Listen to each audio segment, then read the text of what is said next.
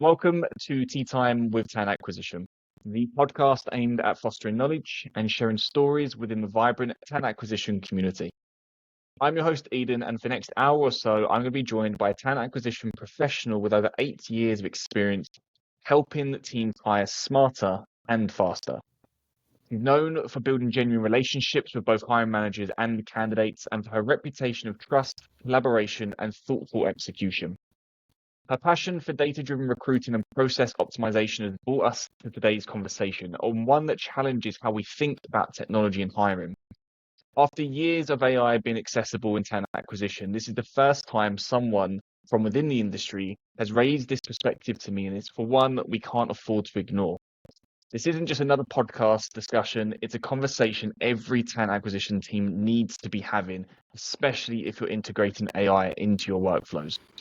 So when you're ready, grab your favorite tea or coffee if you prefer, and join me in welcoming today's guest, Senior Talent Acquisition Manager, Astghik Gapoyan.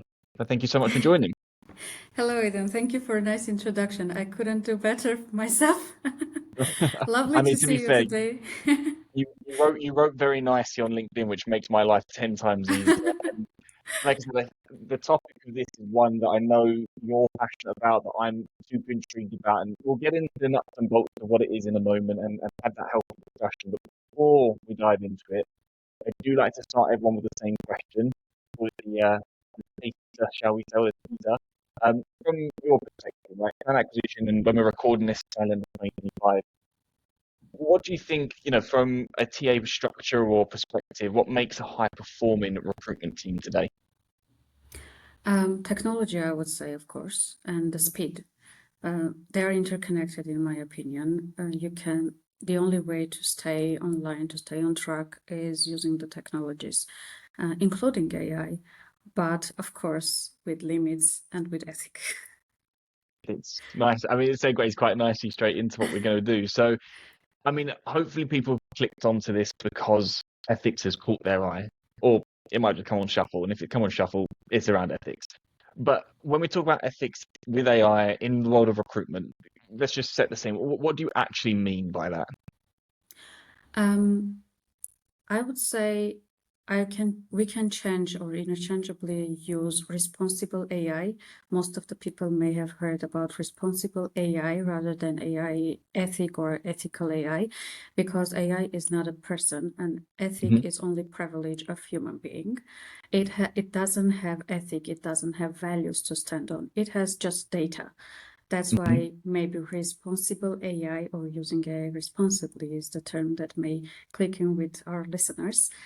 Yeah, that's what, and that's came to my attention because my first degree is in philosophy. So ethic and everything connected with ethical is very close to my heart. And I guess, why is it actually important that we're having this discussion? I think when we first spoke about this, like I said to you quite openly, no one has brought this up to my attention. And I've spoken to lots of TA teams. I've spoken not just for the podcast, but in my job naturally. No one has said to me, "Hey, we're thinking about how we're using AI tools, and we test validity, we test the data behind it." But no one stopped and said to me, "We're also testing the ethical side of using it." So why is it actually important, I guess, for us to be having this discussion for us as individuals, for the companies that we support, and also for the candidates that we work with in the processes? That's a good question. I think it's hard to force the companies to be ethical. It's hard even to force individuals to be ethical in their daily actions. But it's worth trying, because the many people use the principles, ethical principles in their work, the more the world become better with every day. And it's a human-to-human interaction, especially in HR in general and in recruitment, talent acquisition particularly. It's a human-to-human interaction. And when we post and when we interact with the candidates using AI through AI perspective and Prisma, and they do the same, of course, with us. They submit CVs written by AI. They submit the submission processes with AI. There are a lot of tools to submit automatically your CV. So it's AI talking to AI, and then we hire a person. the person comes to the office. The AI doesn't come to the office. The AI doesn't talk with them about their problems at work. So it's worth paying attention to being responsible and being ethical when using AI right from the beginning. There's a meme that I saw on LinkedIn the other day where it literally was the candidates applying with AI, the companies using AI to determine who to hire, and ultimately it's just robots talking to robots and nobody's getting hired off the Yes. back of it. And Yes, it is, yes, I mean, I exactly. feel like we're going down that route to some degree. And look, don't get me wrong, I think AI can have a place in our workflow. Absolutely. I think it speeds up from what you said at the beginning, technology. It will help us improve as teams. But as you said, we're in the human side of our job. So it's about having that discussion. So I guess from a ethical perspective, what risks actually come up when we talk about utilizing AI inside our talent workflows? I saw somewhere the SHRM reported that about 80% of companies use AI in their recruitment process. And then I saw another research from Gallup that tells that 85% of candidates are afraid or concerned about this, the fact that the companies are using AI. So there are a lot of risks on both sides. Talking about the risk for the companies and from the hiring perspective, first comes to mind, of course, the objectivity. Everyone talks that objectivity is the main concern in every aspect when we're using AI, regardless. It's hiring, it's HR, it's even coding, because it's based on a data, and the historical data is historically biased. The Amazon experience when they decided to use AI in their screening or hiring process, I don't know exactly at which stage, and turned out that the system discriminated women against men, and that the privilege was given to men. And giving the historical data, that makes just sense. to chime in on that, that's the data so Amazon had that data internally, Yes. trained Yes. their AI model on that. And obviously it's flagged up that it was trained on the last 10 years of data. And during the last 10 years, we know how biased and how discriminative company, society, and overall we were against women. It makes sense in the context of data. I'm not saying it's okay, but it makes sense in the terms of data. So you cannot rely on a data that is not evolving with you. People learn first, and then they teach what they learn to the AI. The period when they teach the AI, a lot of errors may happen, and they may be huge errors. So the first risk is the objectivity and the bias the system brings. The second one is my favorite one, is the accountability. Like when a recruiter does a mistake, you may do a performance review, you may give feedback, you may, last worst case scenario, you may fire the recruiter. But what if the AI makes a mistake? First question is, could you even recognize the mistake? Because it's so confident in the mistake and it convince you that it's correct. And second of all, how to fire AI and how to hold it accountable, who to hold accountable in this case. So many questions that it's really a big risk. And I love to bring this to the table, that accountability is one of the greatest risks when we're using AI. Third one we discussed lightly is the human-to-human interaction. And when the candidate becomes, we're dehumanizing candidates. Their experience becomes a data, and their skills become keywords in the CV. And we're looking at the CV. We're seeing the AI. Reviewing the CV.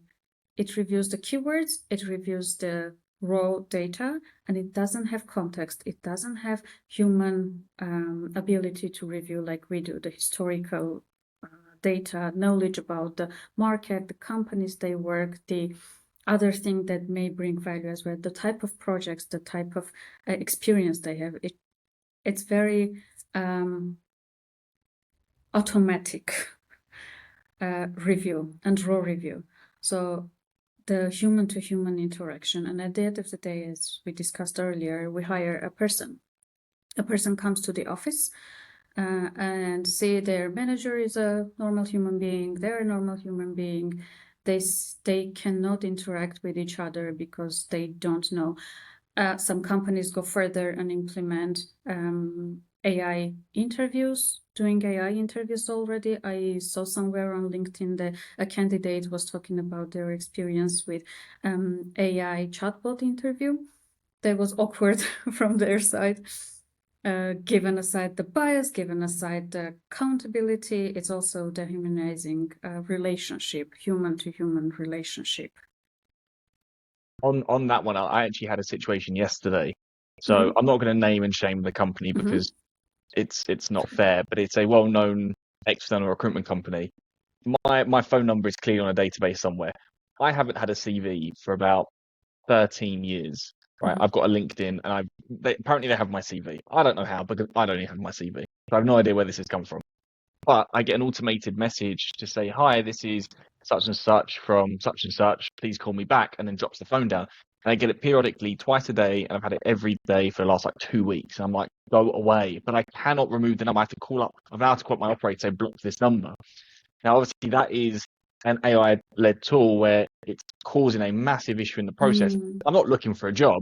And even if I was looking for a job, I'd be like, my question is, who the hell is answering this? Because it's so frustrating. And that completely removes that human to human side. But I see all these tools coming up around AI-led interviewing, the scheduling. I mean, there's a place for it, but I feel like coming back to the screening side of things, you don't know why people are being rejected if an AI, and I'm not saying that AI is doing the rejection, but if they're kind of screening out who you're seeing as a priority and all the others kind of you don't see, you're not able to then categorically say they were unsuccessful because of this, because you didn't do the screening part yourself, if that makes sense. You're in recruitment, but forget 1 second you're in recruitment and you watch this hard. incident. Try your best. Okay. Watch this incident as a usual candidate. How did you feel about it? How did you feel about the incident as a usual candidate? Yeah, even that frustrated. Like, I'm working now, because again, it's a UK to UK mobile number, and in my mind, I'm sitting there thinking, okay, the only people that ever call me is my wife, my family, or if there's an emergency at my daughter's nursery. It's the only time anyone ever calls me, unless it's like a sales call. And you can tell sales calls usually, like the numbers. So when it's a UK call number, I'm sitting there going, okay, holy shit, something might have happened. It's an emergency. Stop what I'm doing, answer, frustrating mid bloody task, distraction for something that's completely irrelevant. And the number changes every time they call me. And that's the more frustrating thing, because I can't even pick it up to think, okay, it's periodic, and it's different times, different. You cannot block them as well. I can't block every single one, so now I'm having to every time they call me, I'm blocking them. So from a candidate perspective, it's pure frustration. I'm not like I said, I'm not even an active candidate. I'm not looking. Yeah, you did not feel valued. You did not feel valued, of course. You did not think, oh, these people did a great job reviewing my experience, even if they did not contact you based on 13 years of data, even if they contact you with just the experience, the constant phishing part of it. Yeah, I wouldn't respond. If I was in a situation where I was thinking I want to find a job, my first port of call would be to not use something like that, because just to say to call you back. Call you back about what? Like, it's like a 2-sentence thing to say, we have your CV, call me back. It's like, okay, great. Yeah. So yeah. I saw another one that the candidate received. Maybe you also, it was a very popular, not a meme, but an actual incident on LinkedIn.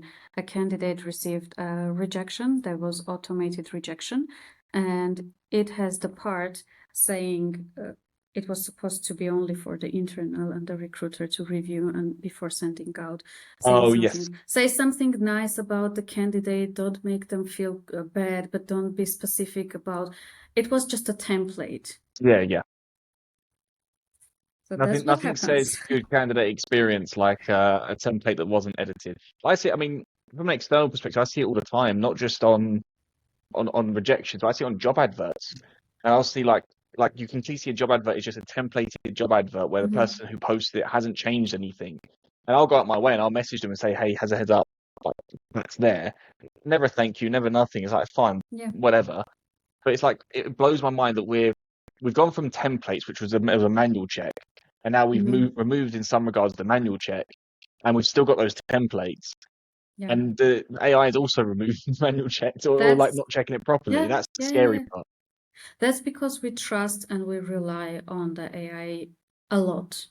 Like Yes. thinking that it's automatic, that it knows English at some point better than me, that it can do writing very beautifully because it has data about better text and can correct my text, may make me feel like it knows my topic better, but it doesn't know my topic better. Only I know my topic better. Yes, that's the over reliance element as well. As you say there, you know, of us just accepting it that it's Yeah. still a learning element. I guess with the one that I was thinking about, because when we first had this conversation, like I said, no one had brought it up to me. So I was very much thinking, okay, I would like to be able to go out my way and try and think of some examples or to kind of bring back to you, because I know this is something that you're passionate about. So the ones I thought about, and again, my knowledge of ethics in general, right? I know what ethics are, but you know, I've had to go out. I mean, I'm not a philosopher. Let's say that one. So my one was the one that you haven't said. Accountability I brought up, the objectivity element I thought as well. So I thought, would digital exclusion come up from it? In the essence of if somebody, and again, I'm going down the route of thinking somebody isn't as, and we work in tech, but let's just say someone isn't as tech savvy in some regards, and they might have limited access to you know utilizing technology or through a disability or whatever. Would that then, and the AI is leaning into that? Say, I don't know. You use my example. Maybe someone was deaf, for example, right? And that particular example, when they're calling, I don't know how would it. Does that make sense? That is, it does, yes. Okay, cool. I'm glad because For example, yes. It also goes, I think, back to overall technology and relying and using technology a lot and leaving out people, not white collar worker people, but normal people who are working in other fields, in construction fields, they don't color working necessarily them. need to know how to write CV, how to go to an interview, and they then rely on an AI to do their part, or someone suggests them to do the AI part, and then they may fail very easily using the wrong tools or over relying on that, or they do not know and we miss them when hiring a constructor worker on a firm using AI. You should know your audience. It's also the fact that not everywhere you need to use AI. You should know your audience. Who are the people you're hiring to? So that does make sense. Yes. I was going to say the risks of ethic of kind of not being ethically responsible. I think maybe a lot of people listening will probably sit there and go, yeah, actually, now you've said it. Okay, all we're thinking about, we're talking about it internally. Because again, I'm saying people haven't brought it up to my attention. I'm hoping that people listening have thought about this, especially when looking at tools. But these risks that you've identified, the key element is going to be how do we actually minimize or try to mitigate as much of that risk as possible to kind of put actions into place, because it's all well and good saying, great, we've had a conversation, we're aware that we need to try and be ethically responsible when we're using AI. We're gonna think about it a bit more, but sometimes it's not good enough. As you said, like candidates are getting fearful that companies are using it, and we are using it more and more. So how can we try to mitigate those risks? From the ethical and philosophical standpoint, you should think whatever you do, would you like other people to do the same? And if everyone does the same thing, will we live in a better world in 5 to 10 years perspective? If the answer is no, you should not do it. because it's also a race between companies. Who uses AI more? Who announces about it? Who develops it? But let's think, you're not the only one using it. You're not the only one knowing about it or thinking about it.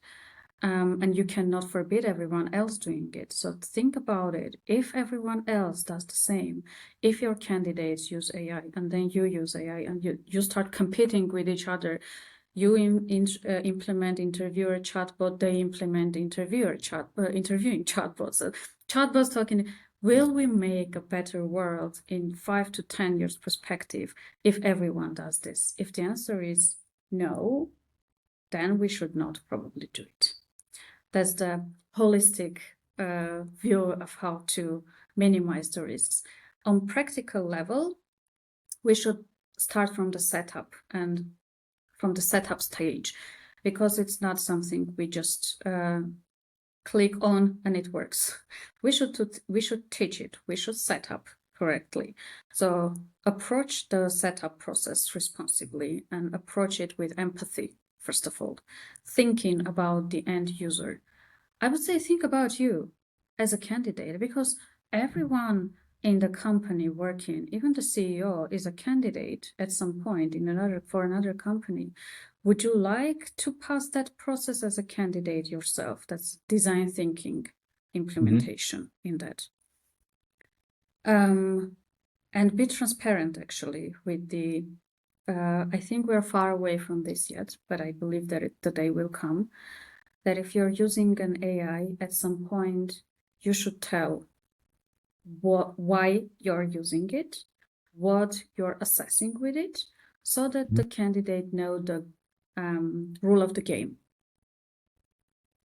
Would you think about offering a recourse around that?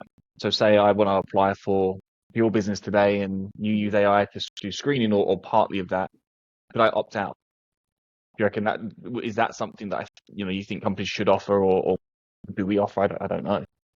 I'm not sure what you mean. So to kind of, okay, say your example of saying we should be transparent, and let's just use the hypothetical example that companies utilizing it to screen against a candidate and the criteria of that company. Should I, as a candidate, then in theory be able to say I would like to opt out of that AI part of your process and have it manually reviewed? Could we not give them an option to say that?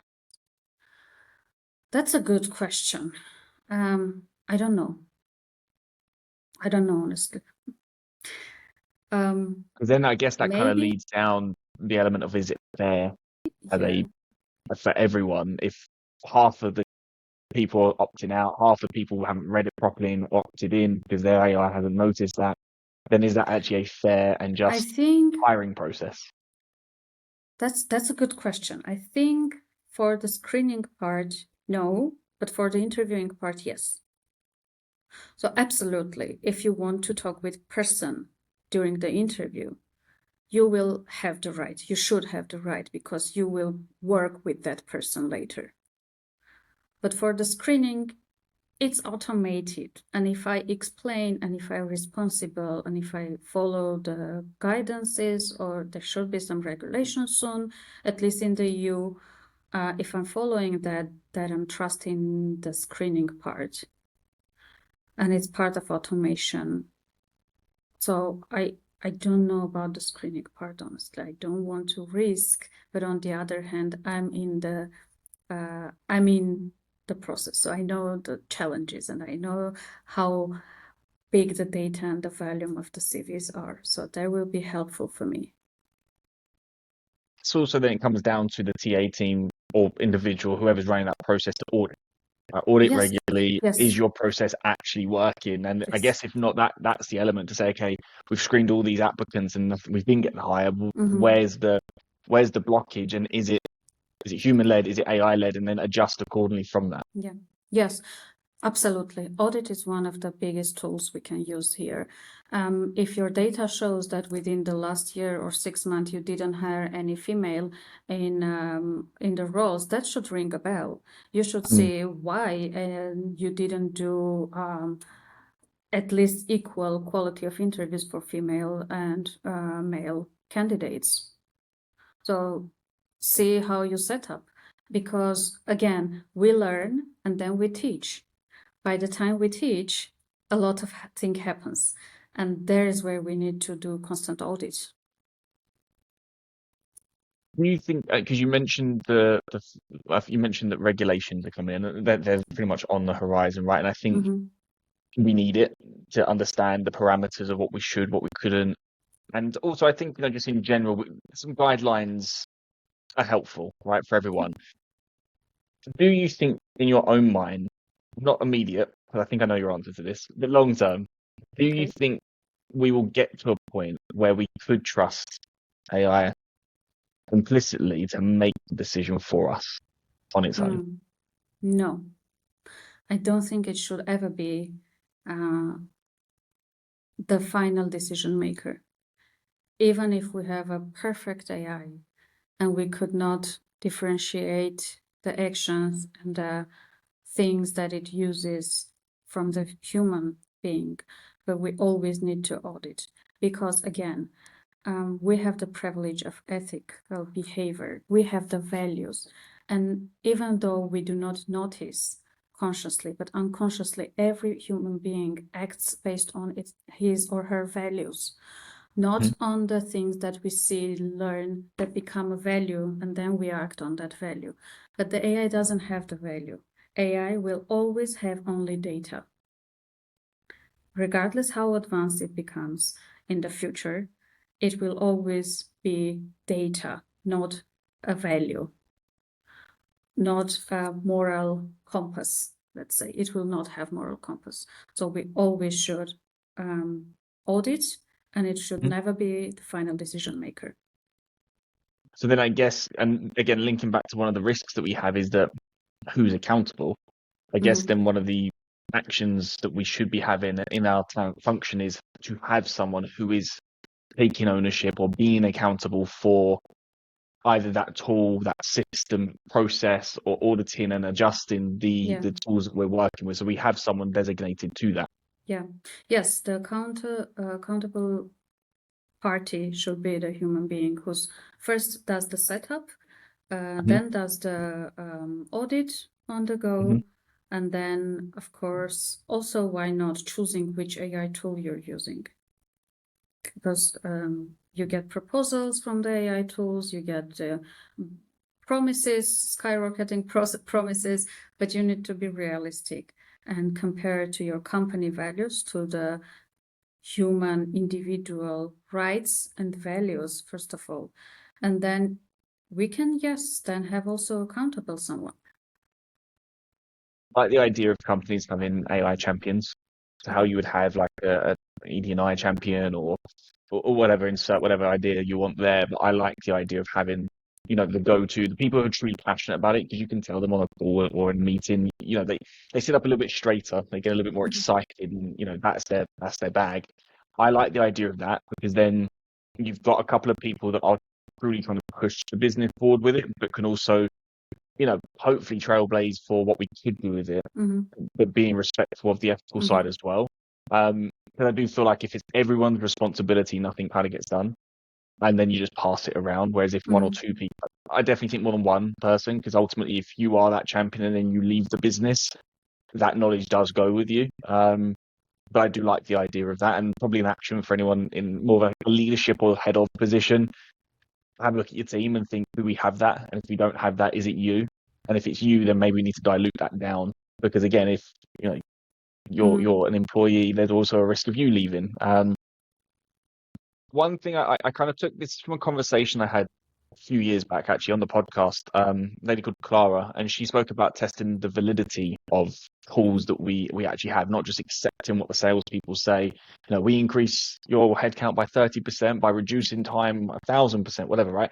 But testing that. And again, I've started to do that with the AI tools that we use, and asking if it's a prompt-based system, asking where did you get this data from, or if it's a tool that a company's trying to sell me, I'm trying to test the validity itself. So I'm guessing as well, kind of from what you're saying, a way that we can kind of at least eradicate some of these risks is by finding out why decisions are being made. Because you mentioned from the recruiters, so from the candidate's perspective, we don't necessarily know why they might be getting rejected. That's a fear that they might have. We flip it the other way around. Mhm. So for us to understand why people are being rejected or why people are an actions being taken from the AI, if we understand how the decisions are being made. Yeah, Make sense? that makes sense. Yes, yes, that makes sense. I think I heard somewhere there is study trying to develop such tool. You know that ChatGPT takes the most of the responses from Reddit. You Uh, probably see the Reddit running when it's thinking. yes. Thinking. Yeah. I mean, I never really trust it. I put something in there yesterday, and I was trying to basically create a mock-up of a guide for something, and put data in there, and I was like, whoa, this data is amazing. Like I've never Mhm. seen and it was really impact. Like I read it, I was like, whoa, it's got time to hire, salaries, all this sort of stuff. And I was like, like, where did you get the data from? Oh, it's test data. Mhm. Yeah. Like someone very absolutely could have just gone copy that, post it. Yeah. Yeah.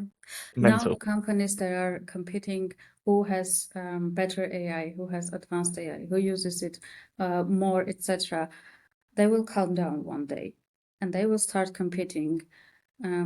Who uses reliable data, who Mm, uses it responsibly, and who puts human ethical principles when set up it. We have now about another industry example about planes and all the carbon dioxide thing, that companies say, hey, we're a responsible company, we do yeah. this, we give back to the nature, etc. One day that would be the moral obligation and the, so to say, selling point. Why not for the companies to say, hey, we're responsible about our AI, this is how we set up it, this is how we treat Mm, it.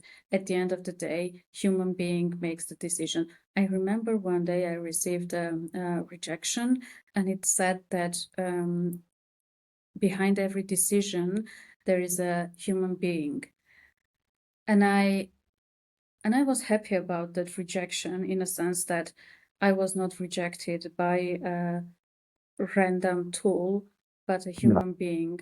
Maybe, of course, the human being can also be biased, but I don't know. We're social animals, as the philosophers say. We're social animals, and we love human interaction and human connection. It's a very subtle difference, isn't it? Where you sit there and think, okay, they read it. Yeah, They might not have read it, but yeah, you feel like they've read it, and yeah, you can sleep easy at night, going, okay, yeah, fair enough. It just wasn't right. It wasn't a bit of code rejecting me. It was Eden that yeah. said, well, thought one thing, whatever. Makes you feel Yeah, that you matter, makes you feel that you matter to was someone, to seen. spend Yeah, their time on. That's so valuable in these days, that someone gives their time to talk to you, to review your two-page CV, to give you a short rejection. Oh my gosh, I think that's a normal, that shouldn't be something to be proud of or to be happy about, but what now we you've can just do. said it out loud. You Yeah. realise it.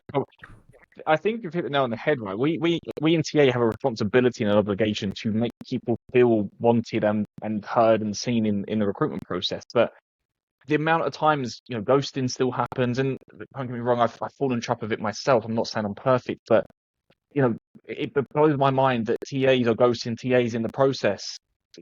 We should be banding together in current market, but we're not. Yeah. So it should be a normal practice, but it's clearly not. So that's action for everyone listening. Make that part of the process. Um, I do a lot of work with early stage companies, right? And Mhm. the reason I differentiate between where you are in your business, very, very well grounded.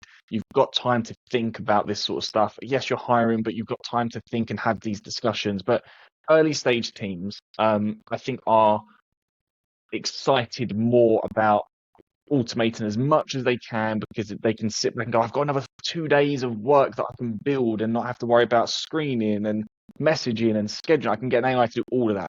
And I see it all the time, right? So I try and coach founders on maybe don't lean into everything. There still needs to be this human side. Mhm. Um, what does the possibility for one's company culture to look like? Because this is a big thing I'm trying to teach these founders about kind of the long-term vision. Every action you make today is gonna have it's gonna have a consequence down the line. So Yeah. think about it. So if you outsource everything to AI or a lot of your hiring process to AI, how is that going to impact your company culture? Yeah, that's the thing with that. I said earlier, like if you think that in the nearest future, making this step will make you be in a better place, make the world, not you. It's not about you, it's the world. Make the world, the experience, the people you are working with, the candidates experience you want to hire, will make it better. Then yes, do it. Give the routine work, delegate the routine work to AI. Although sometimes when I'm tired, I love to do that routine work as well myself because it's automatic and it doesn't take my mental energy. I think the reason I'm thinking this is that there are tools out there, right? Tools that will do the sourcing for you, will do the messaging for you, will set up interviews for you, will have the interviewer for you. So in theory, you could do the first 4 to 5 steps in a recruiting process completely automated. But what does that say about your company? Well, if the companies think that recruitment is only sending messages and doing the interviews, good luck. Yeah, I mean that is yeah. The But problem is as well, and not to throw shade at any of these accelerator programs, because again, time is money, I get it. But sometimes the accelerator programs are pushing the agenda of user AI everywhere to speed things up. And then the easiest thing to think about is talent and a talent acquisition, where it's nurturing, it's talent pool developing, it's knowing the right people at the right time, the right part of your project, and that is not an AI-led tool. That's as you said before, you know the market, you know your company. Yeah, it goes to more philosophical discussion here about the you can always use AI in every step. You can always hire someone because out of 1,000 candidates, there will be definitely one you can hire at the end of the day. Doing everything with AI, ignoring all the biases, ignoring all the false data it uses, you will hire your candidate. But at what cost? Yeah, Thousands trade-off. bad experience with just one successful hire. Does it worth it for the future? I don't think so. The Glassdoor reviews be popping off, so Yeah. negative reviews. Well, they can hire a chatbot to do positive review on Glassdoor as well. But That's 1,000 positive reviews, and the company has 3 employees. yeah. Loads of great interviewing. Do you think we need to create an AI ethics policy when it comes to recruitment? Something I know because you said about being transparent. Do you think that could be a nice step that teams make and sit down and go, okay, how do we start this discussion to ourselves? And one of the things I was thinking of is, you have policies pretty much for everything, and we could share that onto our careers site, a little tab that says we have an AI ethics policy. Fairly mentioned. That makes me sad that we need a policy for everything. I don't think. Of course, we need to tell the people we are using AI. Our AI is set up this way, that way. We're using it for this, that, and that. But I don't think that the principle of the setup, everything should be regulated. I don't like that approach that everything should be regulated. I would say people need to educate themselves and their teams on moral, on human interaction, on the values, on the actual detach themselves from the digital world, from the AI world. Go hiking, maybe, if that helps. To be more attached to actual world, actual human nature, and read a lot of ethic, listen to podcasts about ethic, articles every morning, 10 minutes, or even very beautiful books, not scientific, not very deep philosophical. I'm not saying go and read classical German philosophy, but there are a lot of essays, there are a lot of beautiful literature even that will change your perspective, that will give you that beautiful sense of morality and the values, and you will use them. You cannot teach them with the guidance. I don't believe that you can teach moral people with guidances. Are there any specific resources that you would recommend if someone, you've piqued interest, curiosity today, and they want to kind of explore this a little bit further? Is there anything that you would sit back and go, I'll go here first? This is a nice segue into the topic a bit further.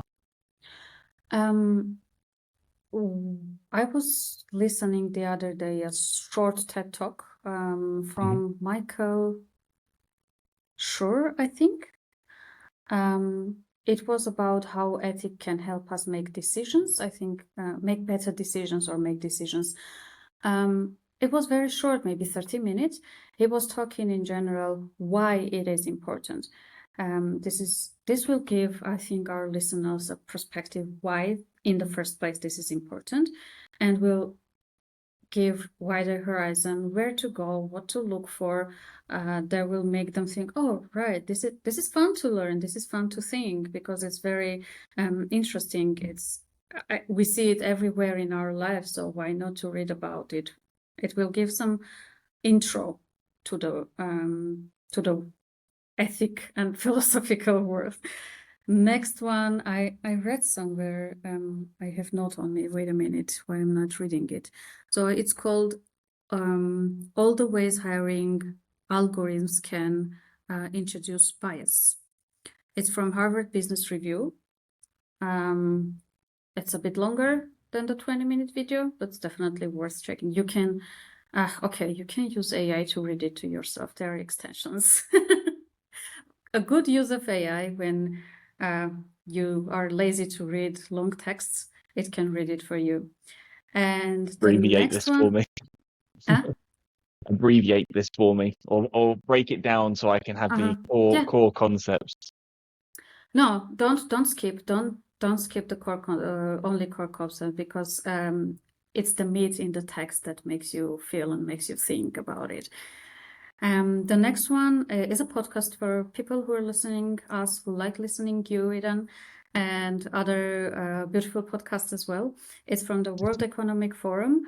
I forgot the name. It's it's Responsible AI something. If you look for Responsible AI on World Economic Forum, it's on Spotify as well, so you can listen to it. There is a nice ethical researcher, a lady who's talking about the philosophical side, the ethical side, and explaining why it is important in the first place. I will not spoil anymore, so go listen to it. I'll find those resources. I found the Michael Schur one. I found the World Economics one. The text, the Harvard Business Reviews. Did you say? Yes, it's Harvard Business Review. Can you send me the name of it, and we'll put all three links into the It's open on my laptop. Wait a minute, I can. Yeah, no worries. But in regards to following this conversation further with you, if someone wants to pick this up, pick your brain a little bit more, have a healthy conversation around it, where is the best place they can find you?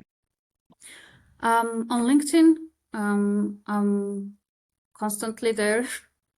Even on my vacation, it's on in my and I don't that much active on WhatsApp, but you can find my Telegram on my LinkedIn as well. So if you want more prompt and more casual discussion, my Telegram is also there. Perfect. I really appreciate, like I said, you taking some time around this. And when we first spoke about the topic, you said to me, look, Eden, it's not like a go away and action things. It's more of have a conversation, think about it.